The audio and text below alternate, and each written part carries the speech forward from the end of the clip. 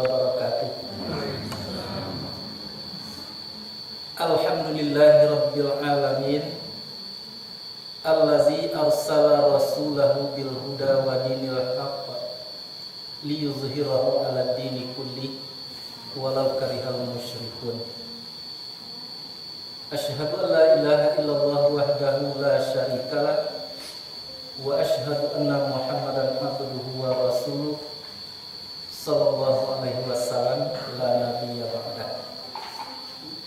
Ittaqullaha haqqa tuqatih wa la tamutunna illa wa antum muslimun. Allahumma zidna ilman nafi'an mubarakan fid dunya wal akhirah wafhamna ala syariatin Nabi Muhammad sallallahu alaihi wasallam. Kita ingatkan kembali diri kita masing-masing untuk senantiasa berada dalam keadaan bersyukur kepada Allah Subhanahu wa taala dan bersalawat kepada Nabi kita Muhammad sallallahu alaihi wasallam. Kemudian juga kita ingatkan bahwa kita harus menumbuhkan harapan yang sangat besar sekali terhadap Allah Subhanahu wa taala. Utama adalah menyangkut dengan ilmu pengetahuan yang benar yang sesuai dengan Al-Qur'an dan Sunnah. Karena tanpa mengilmui Al-Qur'an dan Sunnah itu adalah kegelapan di atas kegelapan. Tentunya orang yang hidup di dalam kegelapan akan meraba-raba, tidak tahu tujuan, tidak tahu jalan yang harus ditempuh, maka otomatis akan terjadilah kesesatan yang akan berujung dengan sengsara, baik di dunia apalagi di akhirat nanti. Kita sampai malam ini kepada surat Al-Nahl ya, ayat 113. A'udzu billahi minasyaitonir rajim. Walaqad ja'ahum rasulun minhum, dan sesungguhnya telah datang akan mereka itu seorang rasul daripada mereka. Fakazzabuhu fa'akhazahumul azab, maka mendustakan mereka akannya rasul itu, maka menyiksa akan mereka itu azab. Wa hum zalimun, dan mereka itu adalah orang-orang zalim. Fakulu mimma razaqakumullahu halalan thayyiban, maka makanlah olehmu dari apa yang telah memberi rezeki akan kamu Allah, yang halal lagi baik. Washkuru ni'matallah, dan bersyukurlah kamu akan nikmat Allah. In kuntum iyyahu ta'budun, jika ada kamu akannya Allah itu menyembah. Innama harrama alaikumul maitatu waddama wa lahmal khinzir, hanya mengharamkan Allah atas kamu akan mayat dan darah dan daging babi.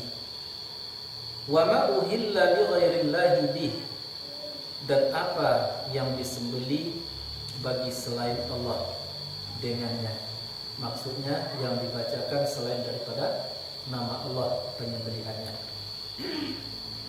Famanitturra ghaira baghin, maka barang siapa yang terpaksa tanpa aniaya, wala adin, dan tidak pula melampaui batas, fa innallaha ghafurur rahim, maka bahwasanya Allah pengampun lagi penyayang. Sampai situ. Maha benar Allah dengan segala firman-Nya.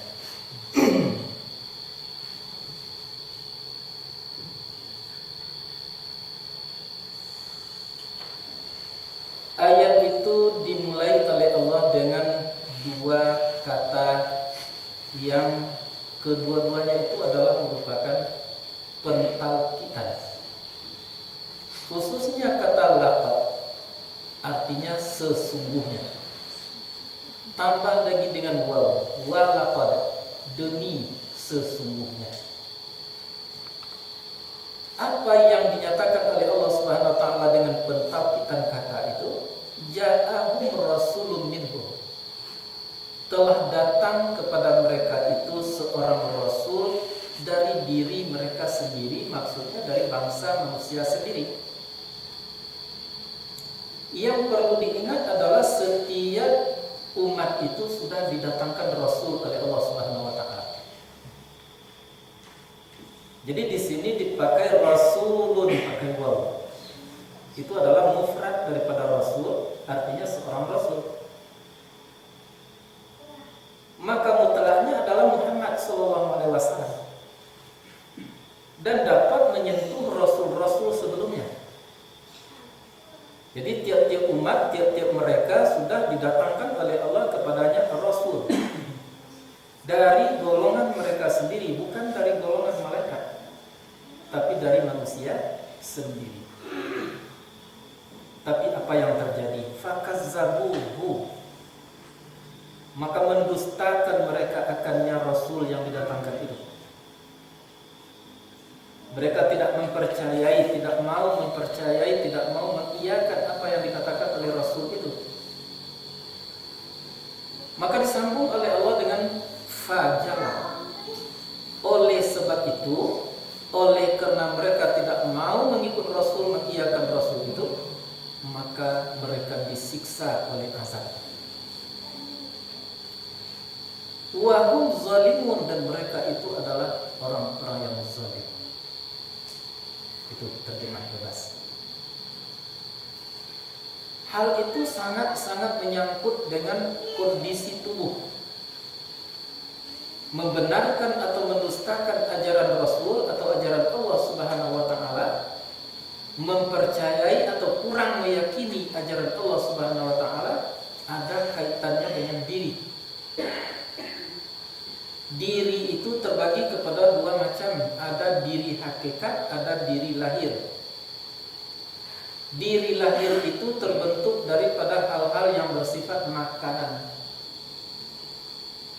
Apabila yang dimakan itu tidak benar, tidak sesuai dengan yang dibenarkan oleh Allah dan Rasul, itu salah satu sebab bahwa manusia itu tidak akan mampu untuk mengiyakan Rasul, mengiyakan ajaran Allah Subhanahu wa taala.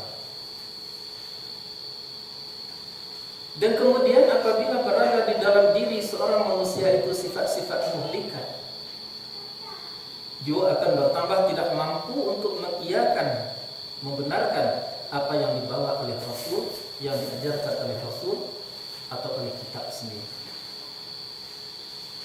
Maka oleh sebab itu, kulu mimma razaqakumullah, maka makanlah olehmu dari apa yang telah memberi rezeki akan kamu Allah, supaya badanmu itu jangan tercela, badanmu itu jangan terkontaminasi, supaya badanmu itu mampu untuk mensugesti atau mendorong kamu kepada kebenaran-kebenaran yang sesungguhnya yang datangkan oleh Allah melalui Rasulnya itu. Apa ketentuan yang akan dimakan itu, rezeki itu? Halalan thayyibah. Halal saja tidak cukup, baik saja tidak cukup, tapi halalan thayyibah, halal lagi baik. Itu ketentuannya. Washkuru ni'mat Allah, dan bersyukurlah kamu terhadap nikmat Allah. Nikmat yang mana yang harus disyukuri itu? Nikmat terbagi dua. Ada nikmat itu yang disebut dengan nikmat yang tertinggi, nikmatul ulia. Itulah agama atau Al-Quran atau Nabi. Yang kedua disebut dengan nikmatus sughra, itu adalah segala sesuatu yang diberikan Allah kepada kita.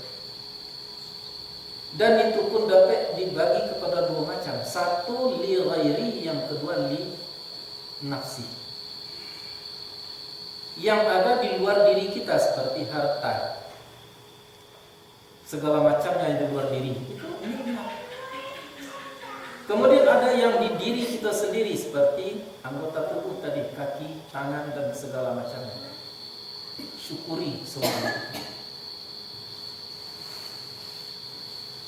Nah, washkuru nikmatallah wa in ta'udu nikmatallahi la tuhsuha. Memang kalau kamu hitung, kamu perkirakan nikmat Allah itu tidak akan pernah kamu dapat menghitung. Jangan menghitung, memperkirakan, kamu itu tidak bisa. Maka oleh sebab itu syukurilah olehmu akan nikmat Allah in kuntum iyyahu ta'budun, jika ada kamu kepadanya menyembah atau mengabdi. Jangan ragu-ragu, innama hanya yang diharamkan oleh Allah itu tidak banyak jumlah.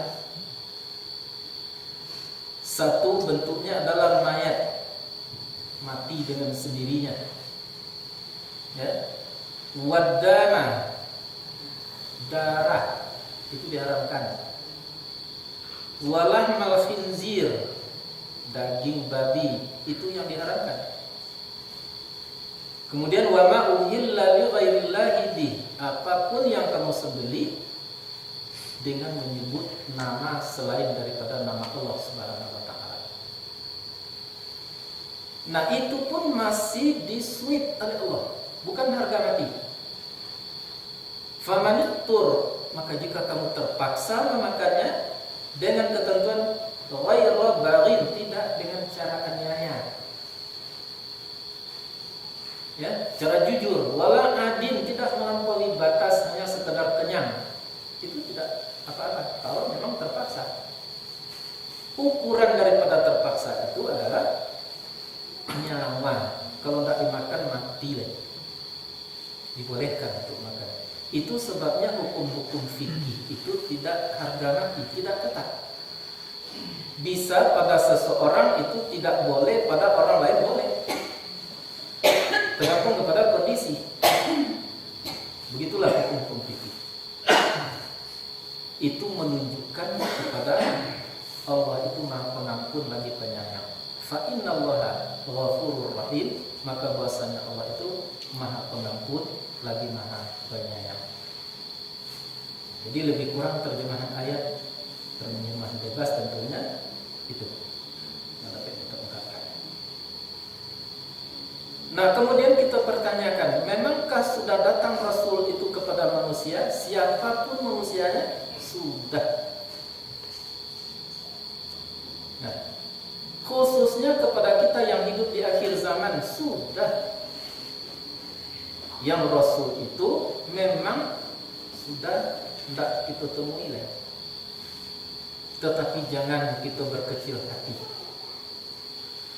Sesungguhnya apa yang dibawa oleh Rasul itu untuk penyelamat itu tadi, untuk yang kita ikut, untuk yang akan kita iakan tadi, sudah ada. Itulah Al-Quran dan Sunnah.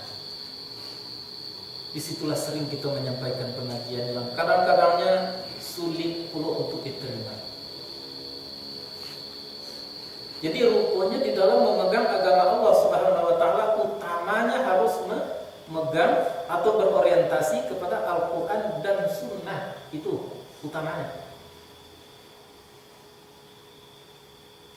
Nah, lalu yang buku-buku itu adalah untuk sebagai rujukan, pedoman, referensi.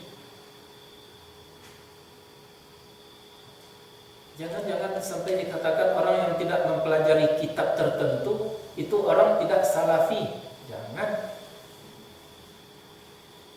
Yang dia pelajari adalah Al-Quran, itu bukan orang salafi, itu salah.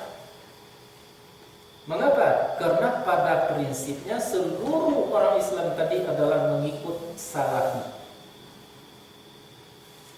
Salafi artinya ulama-ulama terdahulu. Tidak ada seorang pun kita yang tidak mengikut salafi.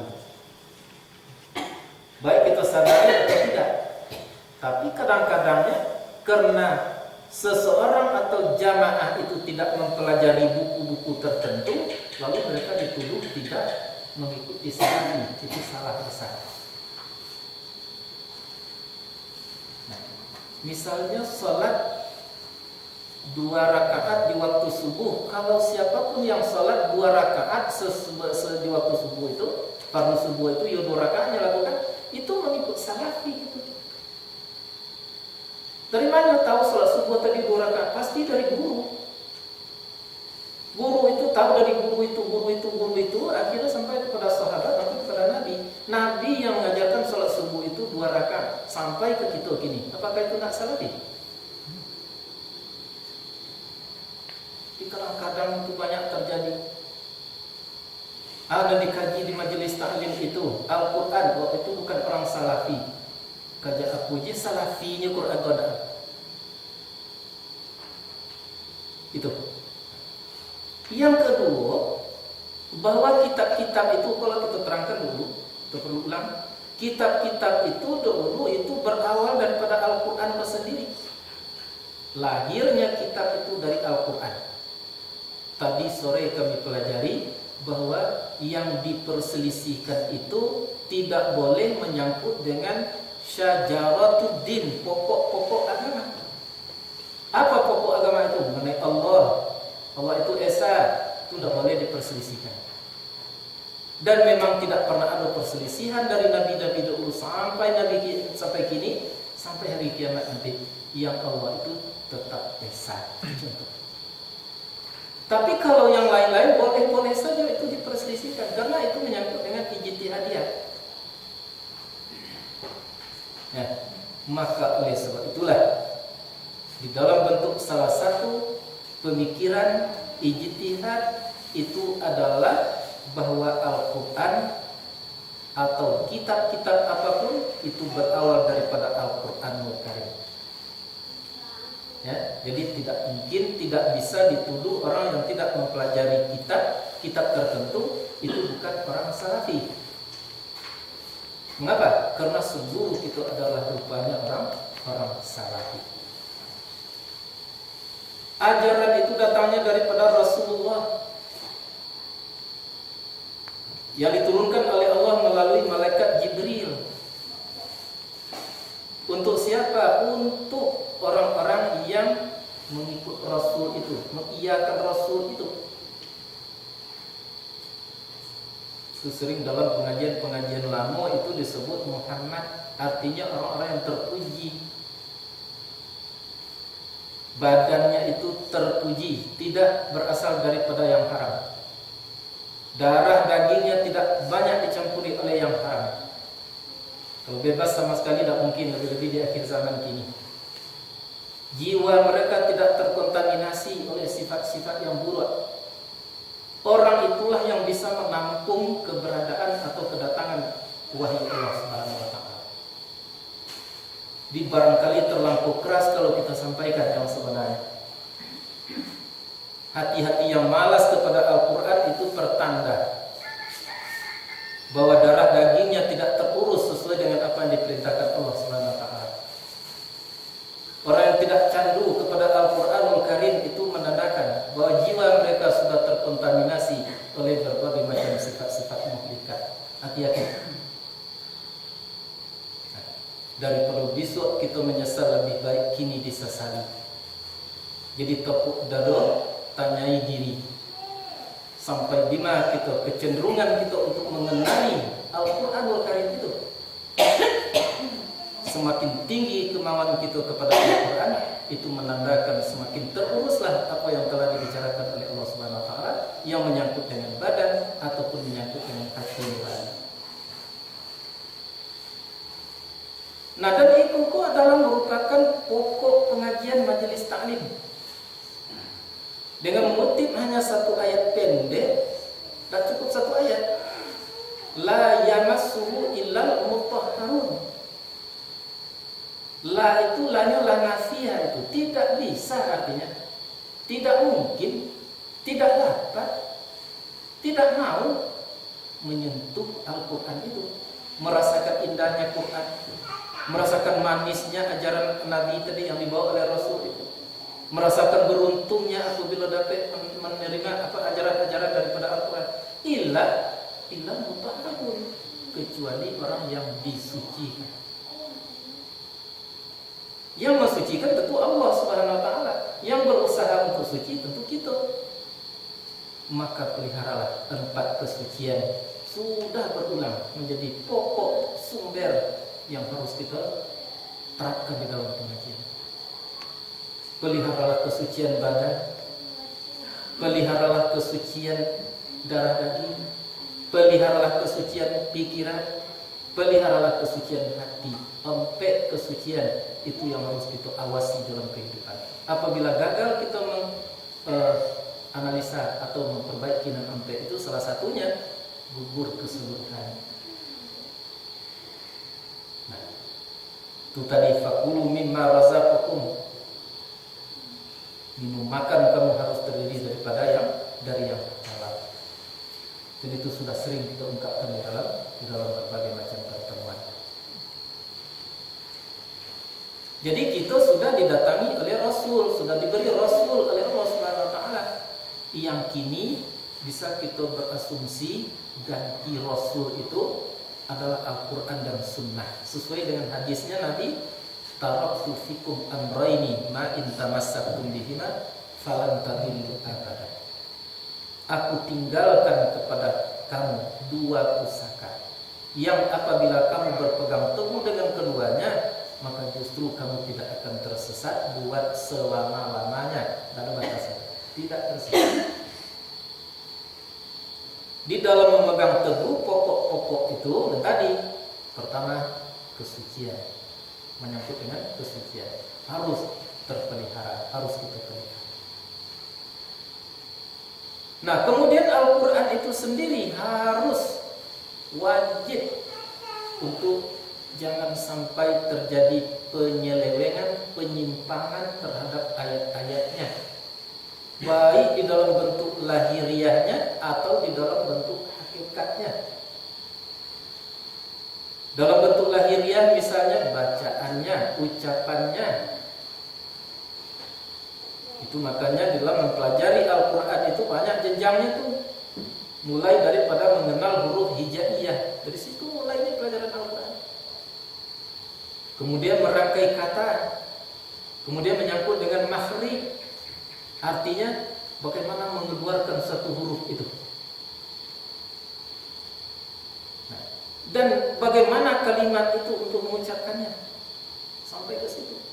Ada namanya ilmu tajwid, itu pelajari Al-Quran. Jadi kalau kita turuti sistematika mempelajari Al-Quran itu, bagi kita kini misalnya tidak jadi kita tahu dengan Al-Quran isi Quran.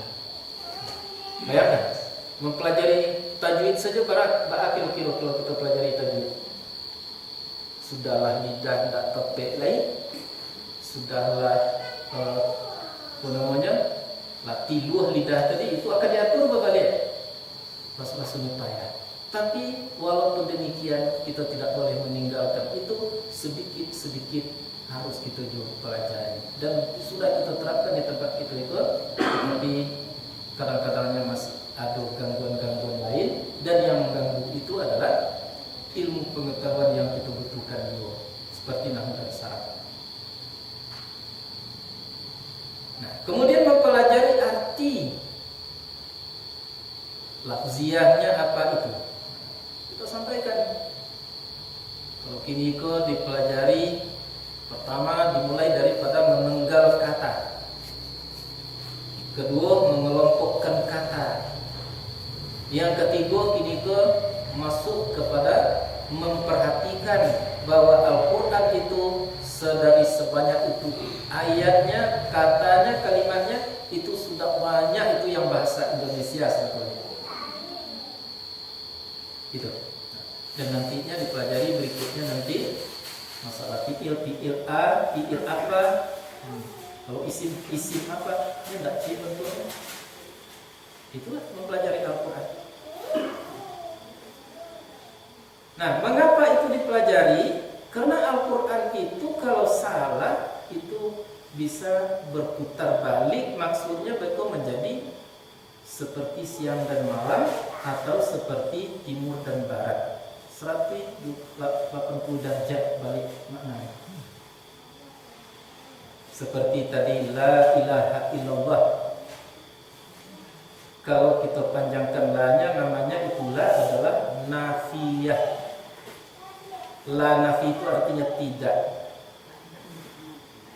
Tapi kalau kita pendekkan la-nya, nah, maka jadilah la pada waktu itu menjadi ta'liliyah, artinya berarti sungguh. Jadi kalau la ilaha illallah artinya tidak ada Tuhan kecuali Allah. Kalau kita pendekkan la ilaha illallah, sungguh ada Tuhan selain daripada Allah. Oh, terjadi persoalan bagaimana kami mengajarkan itu kepada anak-anak kami seperti pengajian pendahulu tadi. Tidak usah itu dipelajari, diajarkan. Dan kan diajarkan itu apa yang kita kuasai. Ini, tidak usah kita pikir dengan panjang. Awak tidak menguasai itu, lalu kita nak mengajarkan itu, bahaya tuh. Dan kan diajarkan apa yang sudah kita kuasai. Kalau kita kuasai hanya membaca huruf-huruf, kalimat atau sampai kepada ilmu tajwidnya, itulah yang akan diajarkan. Tidak usah diajarkan pula yang tidak kita kuasai. Nah, itulah sebabnya setiap pengajar tadi harus mengembangkan ilmunya. Ikuti proses ilmu pengetahuan itu supaya keahlian kita, kemampuan kita tadi bertambah sedikit demi sedikit. Sehingga Nabi mengatakan utulubul ilma minal mahdi ilal lahdi. Tuntut ilmu itu dari belayar sampai ke lubang lahat. Darurati.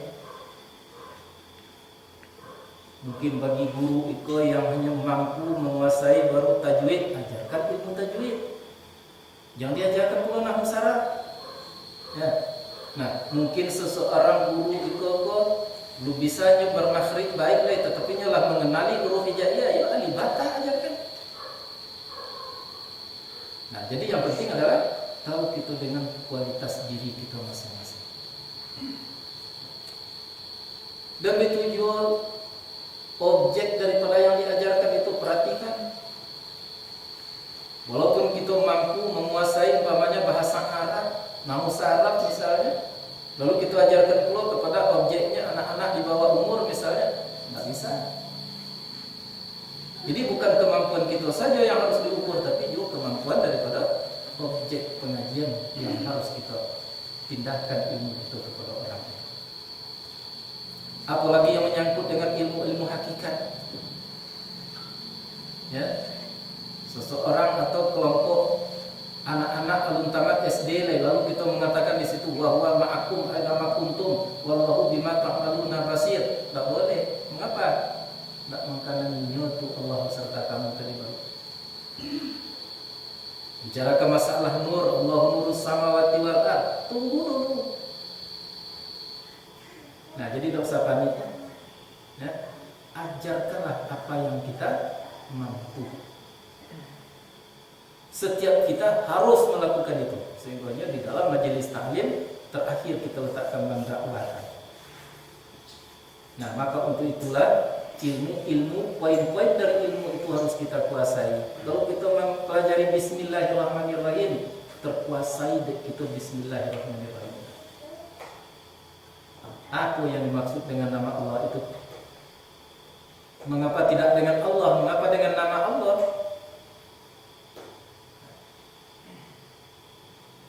Tapi dengan nama.